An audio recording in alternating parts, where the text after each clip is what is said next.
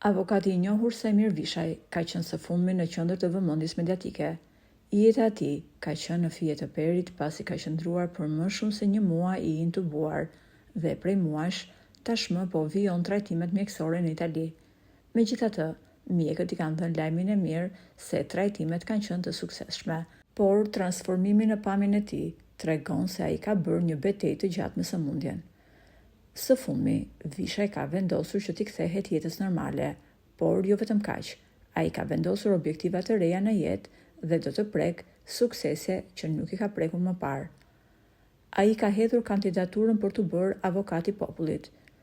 Edhe pse pak veta e din që në krye të këtij institucioni, prej vitesh ka qenë ish gruaja e Andi Bushatit, Erinda Ballanca. Erinda e pyetur më herët për jetën e saj private dhe për martesën që ka pasur me Andi Bushatin, është shprehur: "Tani duket se unë e kam marrë pak veten, por kur u divorcova nga Andi, unë ndjeva shumë keq, sepse nuk dija se si mund të jetoja pa të. Edhe pse me një post shumë të rëndësishëm prej vitesh, tani ish gruaja e Andi Bushatit duhet ta liroj zyrën pasi mandati I ka mbaruar." Me sa duket, avokati Sajmir Vishaj ka shprehur dëshirën për të marrë postin e saj, por duket se sfida është më e madhe se kaq.